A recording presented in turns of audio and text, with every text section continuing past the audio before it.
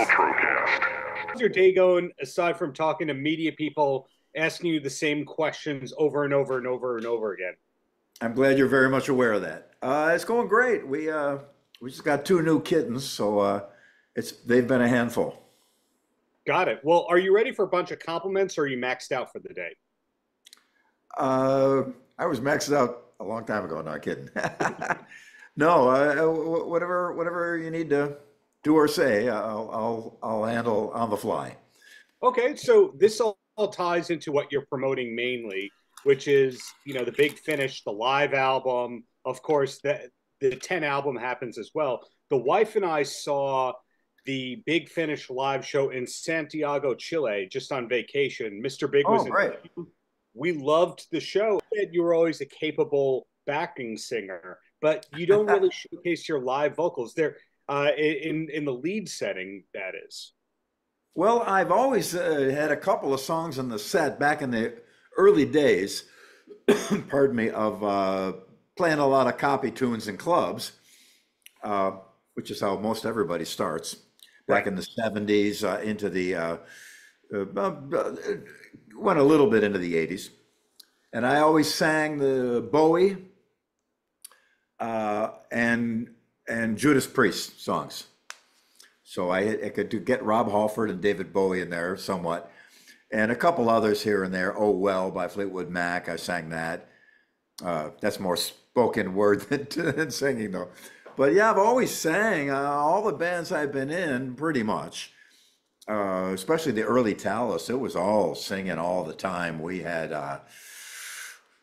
always had three-part harmony. We did Three Dog Night, Crosby, Stills and Nash, every Beatles song with extra. Usually it was just John and Paul harmony. We'd always add a third part. That would be my job. So I've always sang a real lot. And for me, that's pretty much my favorite kind of music is music with vocals. I do listen to some instrumental stuff and a lot of classical music, but mostly if I'm sitting around, I'll put on a band or music with a lot of vocals to it. That's always been my thing. So yeah, so I could croak out a lead here and there. And I always tell people, okay, I'm going to sing one now. No, wait, stay here, everybody. You don't leave, don't leave. Yeah, well, it's a very entertaining live show, and the live record really documents that very well. The people who are just hearing the audio version don't realize that almost every single song has a gimmick or a visual gag or that kind of a thing. Was that something that had to evolve over time with Mr. Big? I think so. Yeah, generally you have a song, and it comes from playing constantly. Back in the day, again, another reference to my early days. I apologize for beating that dead horse, but we'd play the same song every night, maybe two or three times a night. And so, like for example, we play "Stealin'" by Uriah Heep, which is just I'm playing that D note forever. So after a while, I do it like that, or do it like that. Just something to break up the monotony. So a lot of times when you play a particular song or group of songs a lot live, you become so comfortable with it, you can start to move around and do things differently and have some fun with it. And then if it works, you keep it in. I remember I've seen a couple of famous comedians and people that have done some comedy on stage, and it looked spontaneous, like something would happen and they say a thing and it'd be hilarious. Then I'd go see them again and the same thing would happen and they'd say the thing would be hilarious again. Well, wait a minute, I get it. So early on, show business is to make it up on the fly is really precarious and usually awful. So if we do a particular thing and it works, we keep that in. If we do it and it doesn't, we immediately remove it. So I always have a disagreement with people that want to just go up on the fly and start talking off the top of their heads, and they don't know what they're saying, and they're stumbling and stammering and stuttering, and the audience is wondering what they're talking about. Where seasoned professionals, and no reference to myself, of course, they know enough to make something entertaining. So when David Lee Roth would go out and say something, he would only say something that you could respond to with, yeah, not how you doing tonight? Okay, I guess, or let me see what you got. And you're like, what do you mean, see what we got? You know, what? You know, look at all the people here tonight. I forgot the words, etc. But we'll come back to that in a little bit. I want to still talk about Billy Sheehan, and that's this last Mr. Big record we get, number 10, has the lyric in there about the big finish. So what came first? The calling the farewell tour, the big finish, or that lyric being in there and being very prophetic in that song, Sunday Morning Kind of Girl? The tour was, we started working on that way over a year ago, long time. So tour was first. Mm-hmm. Yeah, that was, we decided, we're still in pretty good shape and pretty good shape. I'm fine. Very, very good shape. That's a fit bunch of individuals who are road ready. So take the compliments. Well, thank you. My actual vocal range is increasing because I'm working on. There's a lot of things you can do. I've been to some great vocal coaches, some of the best in the world, and I've learned a lot about more about my voice. I mean, I always sang, but as you get older, you can't just force it anymore. When you're young, you can just push till your veins are popping out and hit those notes. But that does not last. Right. Unless you do it correctly. So I've been fortunate to have some people coach me to do it correctly. My range has actually increased, which is amazing. But not everyone is like that, or not everyone chooses to take that path. And so their vocal range goes down, lower and lower and lower. And then their ability to sing 3 nights in a row becomes only 2 nights in a row, becomes only 1 night in a row. And then you can't afford to tour because you can't take that many days off. So we thought, instead of finding ourselves in a precarious situation, let's run over the finish line as opposed to crawl over the finish line. And God bless them, a lot of bands are out there that are past that point, and they're up there and they've got tracks running and it's not really them singing. And and that's cool. You got to do what you got to do, and the audiences are enjoying it. That's all that matters. But I just didn't want to be a part of that. I don't think the other guys in the band did either. Let's stop while we're still pulling off a pretty good show. Yeah, so it's a mix of arenas, huge theaters, and festivals that you're going out on, as opposed to a sad club run at the end. So yes. The compliments going right here. When I study the Billy Sheehan career arc, I don't see that there's ever a point where you were worried. Once you had made it, I'm going to say like 86 forward. It doesn't seem like there's ever a point where you got desperate. Like, it's the most consistent career I think I've ever seen. Or is there stuff we don't know about? Well, I've been very lucky. I think part of the luck is choosing talented people and choosing people to play with that are a musical challenge too, people that are really great players. I've seen the opposite, where some people want their underlings. They want people less than them to be on stage so they shine. That's perfectly legitimate, but that's not what I want. I want to work with people that I have to keep up with musically or in some fashion, or learn something from. So I think that was a big factor in making the choices I've made that seem to have worked out well, career-wise. So when I put Mr. Big together, Paul was the hot guitarist in town at that time. I knew Paul from back in Pennsylvania. He used to come see Tallis play. Pat was just on fire, just a great drummer, singer, all around amazing guy. And I just had a stellar reputation. I heard Eric's voice over the phone, and that's what I was looking for in a singer. And so we got lucky to put that together. Then I did a little side project called Niacin with Dennis Chambers on drums, who I often say, and I mean it, he's probably the greatest musician I know, in that he is just a complete grand master, and to him it is effortless. He never practices or warms up, and he just gets on that kit And I've learned so much from him about time and groove and pocket that I was always, I always thought that I had a good handle on things of that nature. We all do, but there are varying degrees of understanding of it. And when I got to Dennis Chambers, it was like being a PhD, and as opposed to being just a doctorate, or something like that. Well, in terms of that consistency, what I mean is you went from Roth to Mr. Big with Nyson in there. Mr. Big comes and goes a few times, and then you do different collaboration records. You play on different Japanese artists' records, etc. So there was never a point where it was like, I got to go grunge. You never seemed to chase trends, where it was always that you got to do a series of albums without straying too far from what we wanted from you. Yeah, I never took a hard left turn, into some obscure oddball thing.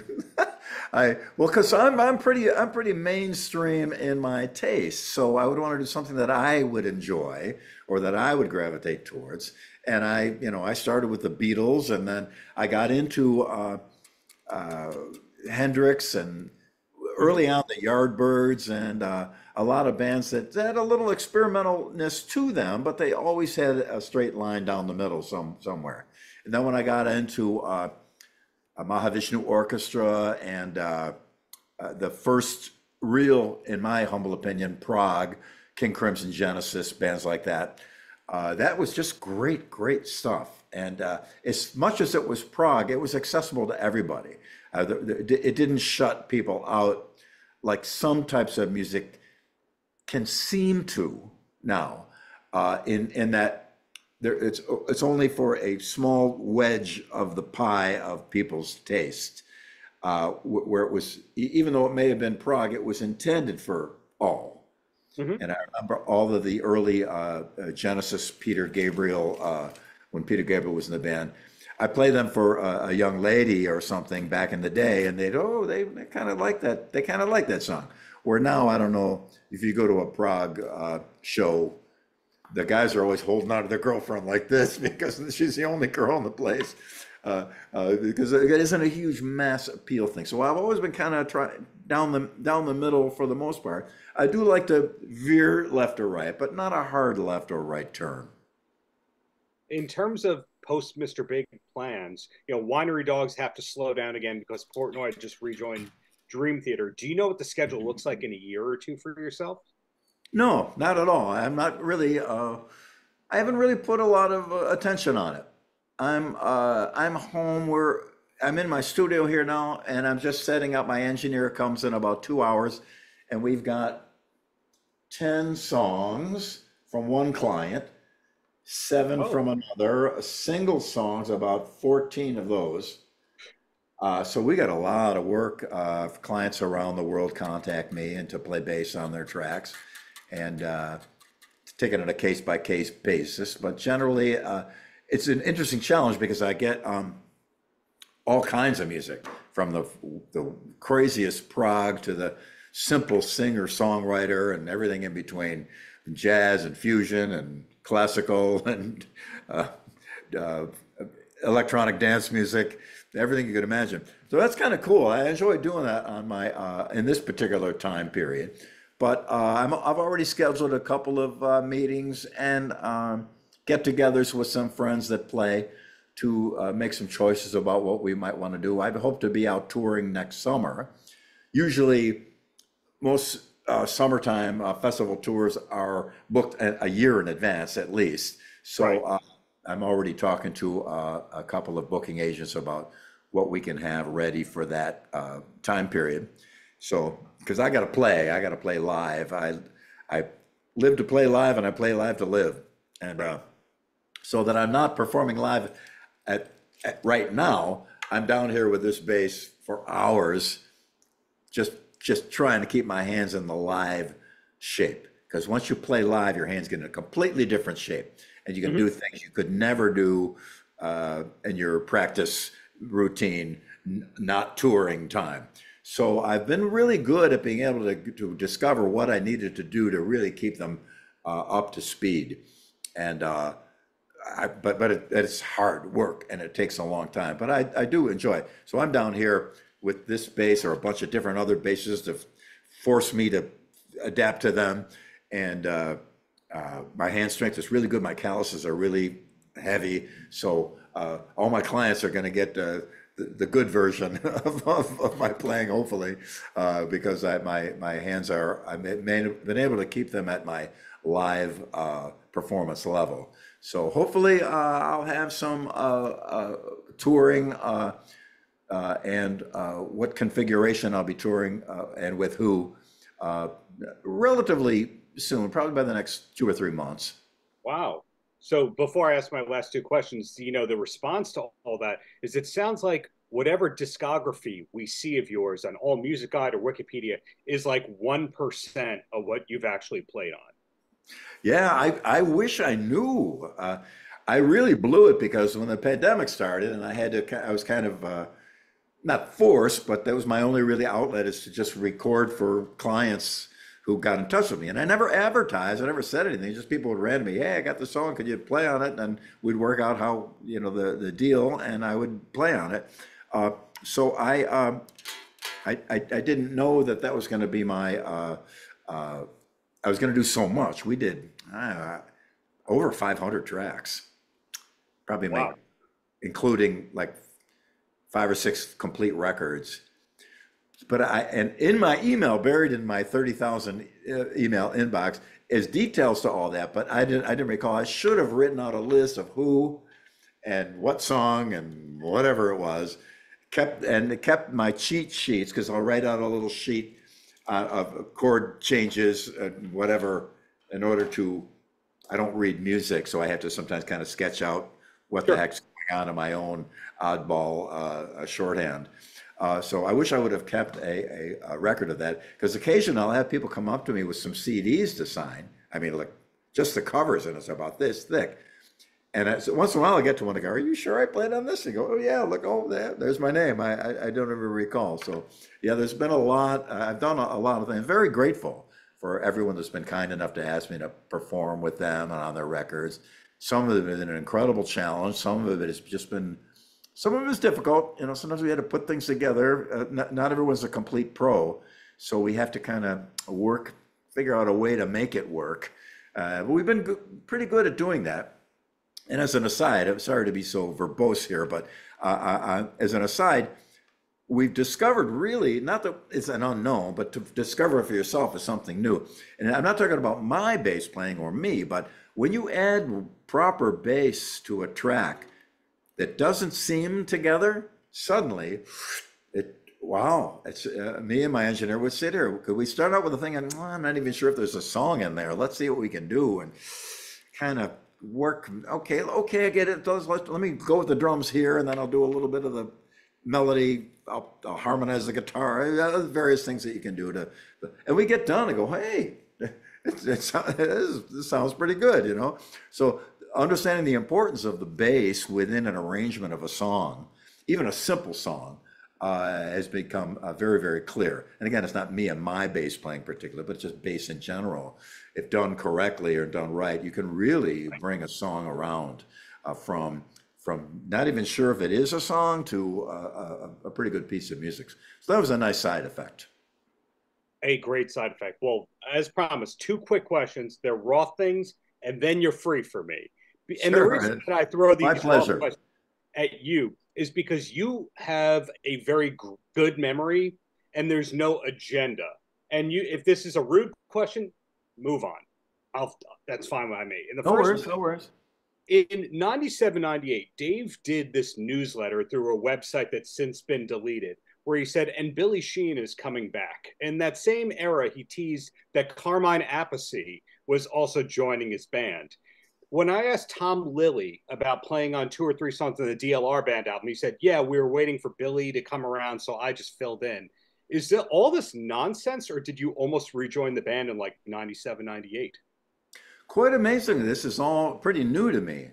You saying this right here and now. I think there could have been a time.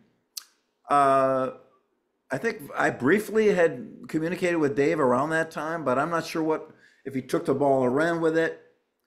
without me knowing about it, which I don't mind. I love Dave. I would have loved to have played with him at any time. I would have advised him strongly, let's get the original Eat 'Em and Smile band back together instead of Hmm. bringing in Karma. I love Karma. I just did a Cactus tribute record with him, and he's one of my Yes. favorite people. And Vanilla Fudge is one of my most influential bands of my life by far, including his drumming, of course, Tim Bogert on bass. But yeah, I love Dave. I see little things he does online now, and I think they're fascinating and hilarious. And he is quite a Renaissance man in so many ways. I learned so much from him as like getting a PhD in Showbiz 101. Really just so great. But no, I don't recall any concrete plans at that time around 97. I remember what was going on around that time, but I think I did speak with him, and maybe he, if that was the case, I probably would have been happy to work with him, but I didn't hear. I've had, several ins and outs through the years. When we almost played together, me, Steve, and Greg at the bowling alley thing. Right after that, Dave was saying, "Hey, let's get together. Let's do a tour. I'm ready to go." And me and Steve and Greg said, "Hey, sounds cool." And Right. we never heard from him again. So, Par for the course. But I will not, I'll never diminish my gratitude and love for that man. He's just really an incredible person. And my life is much better for him having been kind enough to call me and start a band. That was pretty cool. and the not follow up to that is when I had the pleasure of interviewing Phil X. He talked about a barbecue that his wife secretly planned, that you were going to be backing him in that band, and you told him you're playing Hot for Teacher right now. The Dave and Van Halen catalog, is it all in the back of your mind, or do you actually have to rehearse and relearn the stuff when it comes time to play it? Well, like a lot of songs that meant a lot to me, I got them jammed into my hard drive. It's not in RAM, it's right on the disk. Yep. So it doesn't go away. So Hot for Teacher is almost any Van Halen, any AC/DC, any Beatles, any Stones, any Three Dog Night. There's a really long list of bands that I could sit down and I used to do it I remember I did a National Guitar Workshop clinic on the East Coast somewhere. Sure. And we had a great time. We were done. We're going to go across the street. There's a little restaurant. The sun was still out. It was, early evening, summertime. And there was a couple of young ladies that came to the thing late and just wanted to say hello. And I said, for some reason, I don't know why, you got to have a guitar? They go, yeah, we got one. Bring it in. So we brought the guitar in. It was about 7 p.m. We started playing and singing, and we ended at about 2 a.m. And I went the whole night. The only drag of it was I couldn't put my pick down long enough to get my drink. So I had to hold on a second, let me take a quick. And I don't think I ever ate. I didn't eat at all. We were playing the whole time. But we played Beach Boys and Grand Funk and Three Dog Night and Uriah Heep and Stones and Yardbirds and everybody you could imagine. And people would yell out songs that I didn't know, but I knew them enough in my head that I could figure it out that this got to be this chord and it's got to go there. And so that was working with Phil X, who was another one of my favorite people, on top of being a supreme grand master at his craft. Amazing. His guitar playing kills. He sings. He can sing Back in Black in pitch and nail it. Amazing. And he was just a wonderful guy. He and his wife and kids too. They're just great people. They lived here in Nashville briefly. We keep saying, "You guys got to come back. Come on, please move back." Yeah, I think Ray Lugier played drums when we did that. And Ray is another guy. He's here. Matter of fact, my engineer that's coming to record today, myself, Ray, and Scott, our engineer, we have a little production team together. We often do bass and drums. I didn't know that. Yeah. Fascinating. Billy, thank you for the decades of great art. Oh, it was my pleasure. Thank Thank you for getting in touch. for doing what you do, and really looking forward to what's to come, whether you're the sideman, whether it's you on lead vocals, Mr. Big, whatever it is. Thank you for being you all these years. Very kind of you to say, sir. Thank you so much. Paltrocast.